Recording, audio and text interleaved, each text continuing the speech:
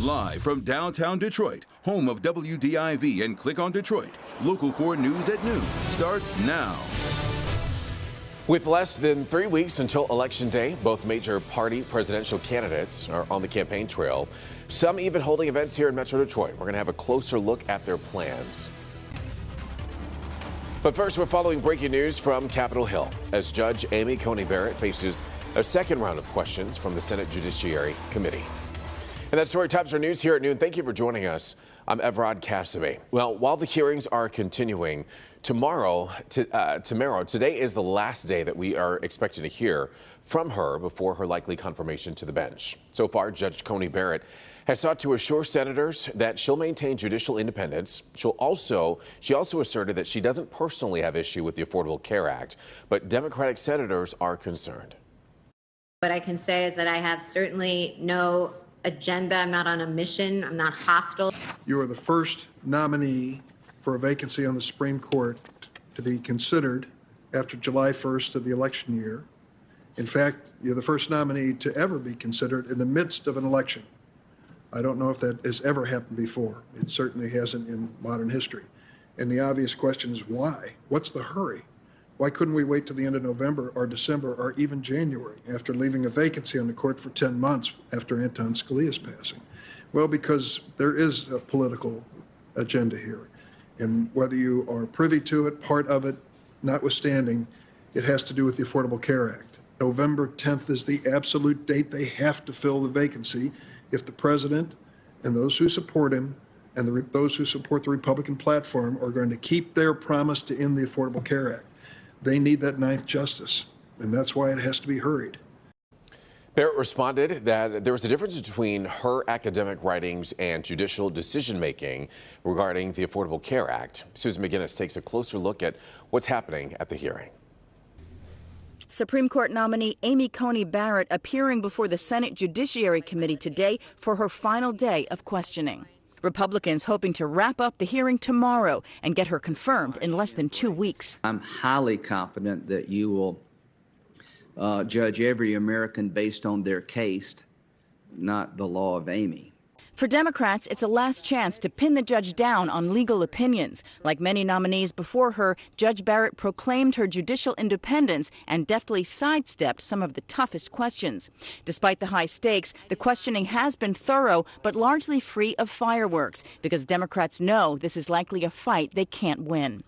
Republicans collectively pleased with her performance. I've been so impressed with your answers today. It's really quite extraordinary. But women's groups in particular expressing alarm after Judge Barrett conceded she doesn't see the landmark Roe v. Wade case as settled law.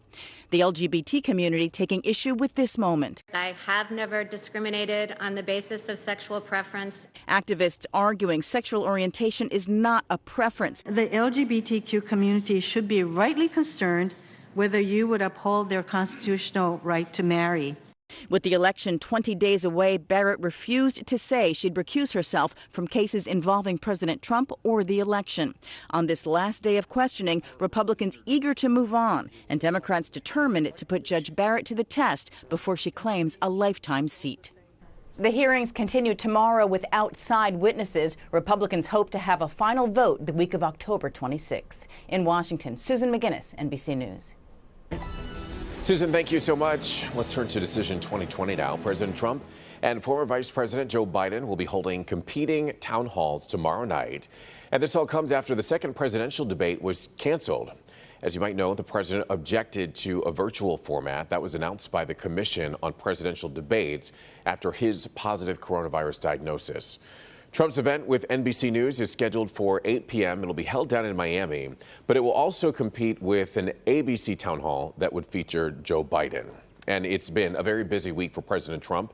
He's planning on holding a campaign rally in West Michigan on Saturday. That's going to happen in Muskegon.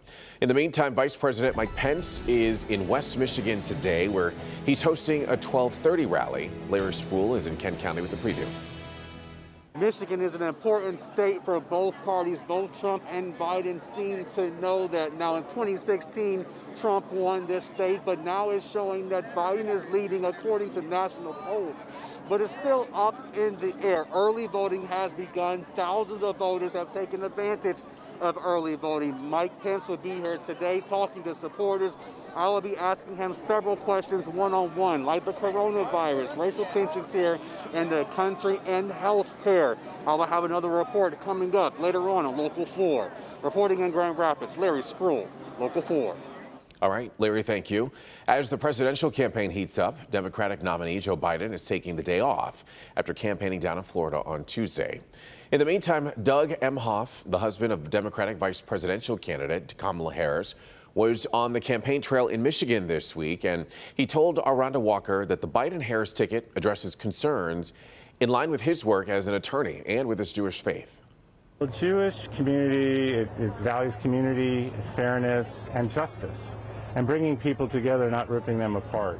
And that's what, among the many things I love about Kamala and Joe, is this whole campaign is based on those values of fairness and community and bringing this country together, and also justice. It adheres to the rule of law.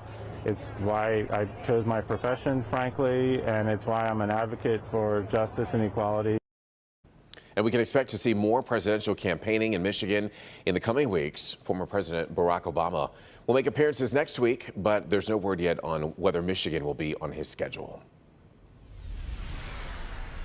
Also making headlines this afternoon, a Supreme Court ruling will stop the 2020 census from continuing through the end of this month. And this is a big win for the Trump administration. The government says that it has counted 99% of homes, which is comparable to the rate of past census counts. The Census Bureau has yet to respond to that ruling.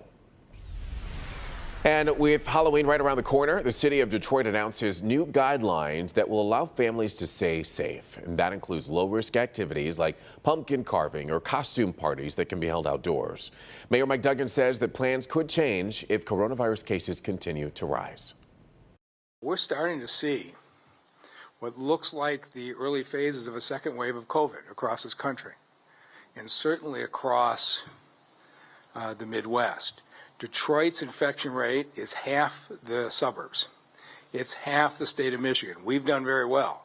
But even though we're low, we're climbing. Now, there will be candy drive-up stations at police and fire stations all across the city, so you can still get your candy. On the national front now, the United States has surpassed 7,864,000 confirmed cases of coronavirus. More than 215,000 people have died from the virus, and these are numbers that are coming from the Johns Hopkins University database. In the meantime, the Michigan House and Senate have approved a COVID-19 response plan, and that plan includes protections for nursing home residents and extended unemployment benefits, and it now heads to Governor Whitmer's desk waiting to be signed. On Tuesday, though, state officials here in Michigan confirmed more than 1,200 new cases of COVID-19 and 30 more deaths. Michigan's top doctor now warning about a second wave of the virus. And over the next several weeks, it is possible that we will see deaths increasing as people fight for their lives in the hospital. And according to Brian Peters, the CEO at the Michigan Health and Hospital Association, over the past few weeks, the amount of people admitted to the hospital for COVID-19 has risen by more than 80%. Right now, we want to take a look at our forecast with meteorologist Brenna Rue as we give you a live look outside through one of our sky cams. Temperatures 57 degrees on your Wednesday afternoon. How are we looking, Brenna? Are we going up or are we going down from here?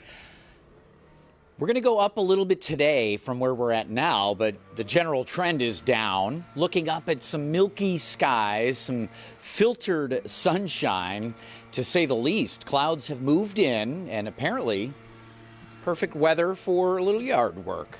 We do have 60 in Lapeer, 55 double nickels in Ann Arbor, 57 over at Metro. Temps on their way into the low and middle 60s this afternoon. And again, the clouds are on the increase. A little breezy here and there through the afternoon and evening, but mostly dry. We are seeing a shower trying to flare up in Jackson, Lenawee counties, but we will see better chances for wet weather as we get into Thursday. That's a cold front that brings more than just shower promises, Evrod. It's going to get chilly after that front. We'll tell you when, coming up. All righty. Brandon, we'll see you in just a little bit. Still to come here at noon, a Grocio Yacht Club catches fire. We'll tell you what we're learning about the damage and a possible cause. But first, the United States Post Office catches fire right here in Michigan, and we'll tell you where it happened and if police suspect anything criminal.